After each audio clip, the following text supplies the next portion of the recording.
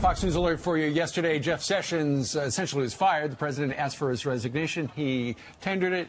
Judge Napolitano joins us. Judge, what do you think about the new guy? Okay, is Matt Whitaker professionally qualified, by personal experience, by education, to be the acting attorney general? Absolutely. He's a former federal prosecutor. Yep. He ran the attorney general's office. He's been involved in policy-making decisions. But is he legally qualified to be the acting attorney general? No. Very precise laws were written by Congress, which the president is sworn to uphold, right after the Watergate debacle. So it would be a very difficult route for the president to pick his own person to run the DOJ. You're saying that the guy the president has appointed is not qualified? Is not legally qualified. What does he need? I'll tell you. The president's got lawyers. They looked at that. There's only 3 ways a person can become acting attorney general. Okay. That's one, if you are the deputy attorney general, Rod Rosenstein. President signs an executive order and makes you acting.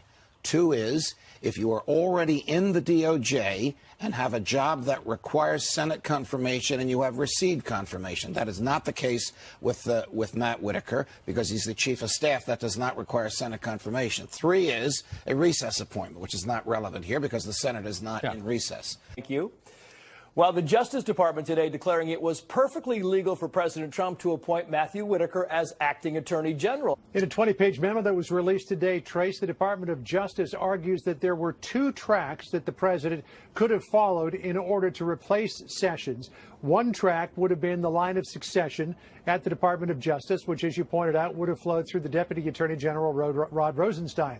The other track was to use the Federal Vacancies Reform Act to replace the Attorney General on an interim basis. The 20-page Justice Department legal opinion backs President Trump's appointment of acting Attorney General Matt Whitaker. Relying on the Federal Vacancies Reform Act and past precedent, the Office of Legal Counsel found Senate confirmation is not required if the appointment is temporary. The constitutionality of Mr. Whitaker's designation is supported by Supreme Court precedent, by acts of Congress, and by countless examples of executive practice.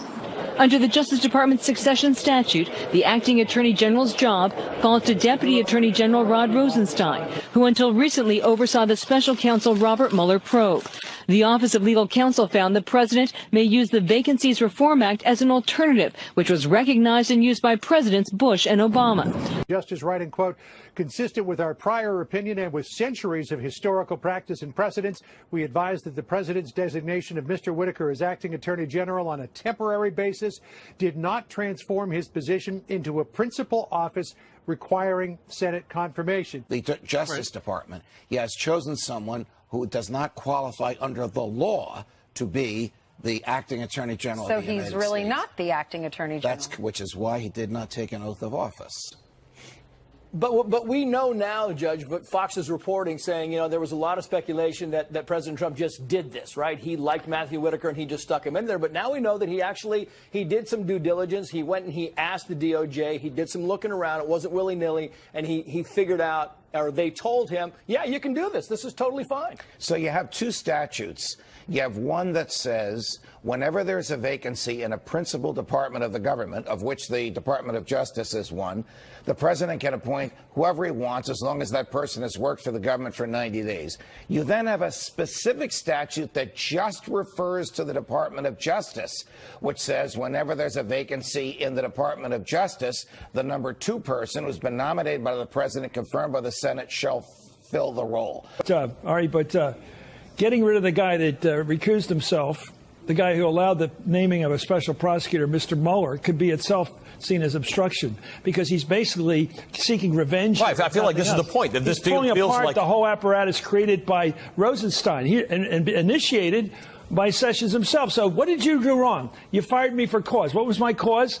I created this investigation. President Trump is showing you just how rattled he is right now. The firing of Jeff Sessions today has been compared to the Saturday Night Massacre in which President Richard Nixon fired his special prosecutor after his Attorney General, Elliot Richardson, refused to carry out that order. I ask you about the big news yesterday that affects all of us, and that is the firing of the Attorney General, Jeff Sessions. You are the only Democrat to have voted for him. Are we approaching a constitutional crisis? I think we're on the verge of that. Here's where I think we are. First of all, Jeff Sessions is a good person. And he says we're on the verge of a constitutional crisis. Do you hear that, West Virginia? Manchin says one thing in West Virginia and another thing in Washington, D.C. Cut 2, go. Are we approaching a constitutional crisis? Now, see the objective question by Nora O'Donnell? Are we approaching a constitutional crisis? This is why you despise the media. She could have easily said the opposite. This isn't a constitutional crisis, right, Senator? No. Are we approaching a constitutional crisis? Add the question mark so the voice goes up. Are we approaching a constitutional crisis? And what did Joe say? Go ahead. Are we approaching a constitutional crisis? I think we're on the verge of that. Here's where I think we are. First of all, Jeff Sessions is a good person. I've known Jeff. It's not a matter of a good person. I think he's a good person, too. So what? The president wants another attorney general. You know, I think Jeff's a good person. Go ahead. We were friends. I think it's a big mistake to let Jeff Sessions go. Well, you're not president. You're barely a senator. Who cares if you think it's a mistake? Go ahead. Investigation is wrapping up. You ought to have the team in place to wrap it up so there's no questions. What does this mean? Why are we in a constitutional crisis? Why? Because the Democrats don't get what they want? I mean, what is this? This president can't pick his own attorney general? Eric Holder was a hack, a political left-wing hack. He still is. Loretta Lynch, a political left-wing hack. She still is. Oh, I met on the tarmac with Bill Clinton, and we discussed grandchildren. Oh, okay. But that wasn't a problem. So this guy Whitaker is appointed acting attorney general, and we have a judicial analyst on cable who said it's not permitted under the Justice Department rules. Of course it's permitted under the Justice Department rules. We've had acting attorneys general before who weren't in the line of succession. I know, I was there. And go back and read the regulation. As long as he was there, I think 90 to 120 days beforehand, yes, he can be the acting attorney general. You know, there are real lawyers who look at this stuff and want to actually read the regulations. That's number one. Now we have lawyers going out there, again, these slip and fall morons all over the place, but they get on cable. He must be authoritative. No, he's an idiot. This violates the Appointments Clause of the Constitution. Oh, really? I've talked about how Mueller's appointment does, and now listen to what they're saying. You cannot touch Mueller. You cannot fire Mueller. Mueller is immune from the normal processes of checks and balances. And so if you go into court and say, hey, that's why he has to be nominated by a president and confirmed by the Senate. No, he's just a regular employee. He's inferior. No, don't worry about it. That's not true. What are you, crackpot? But the acting attorney general was on CNN once, twice. He made a comment. I know, because it's been played all over cable. He made a comment suggesting that, perhaps what an attorney general might do is not really get rid of Mueller, but cut his budget. He wasn't even saying it should happen. He was speculating. Hey, he must disqualify himself. That guy, he's no good. He must recuse himself. Recuse himself from what? If he's the acting attorney general, Mueller reports to him. The deputy attorney general, now that guy's conflicted up the wazoo. He wrote a memo recommending that Comey should be fired. He cites former attorneys general, former deputy attorneys general, former United States attorneys. We read his memo on the air. And one of the things Mueller's supposed to be investigating, madams and, tax return. But in addition to that, the firing of Comey, he says. Well, Comey was fired in part on the recommendation of the deputy attorney general to whom he reports. No, that's not a conflict, the Democrats say. We like Rosenstein. He's doing just swell. Stop picking on him. Stop picking on him. So now this guy, Whitaker, he's not conflicted he must recuse himself. Now they've gone further. He must step aside, says Nancy Pelosi.